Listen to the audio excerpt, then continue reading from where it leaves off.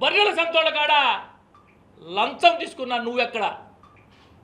నోరు లేని మూగ జీవాలు బర్రెల సంత వాళ్ళని బెదిరించే నాకు తెలిసి ఏ రాజకీయ నాయకుడు చేయడమో. నోరు లేని మూగ జీవాలు బర్రెల సంతోళ్ళ కాడ లంచం తీసుకున్నా నువ్వెక్కడా? మేము గత 33 సంవత్సరాల నుంచి సంత నడుపుకుంటున్నాము.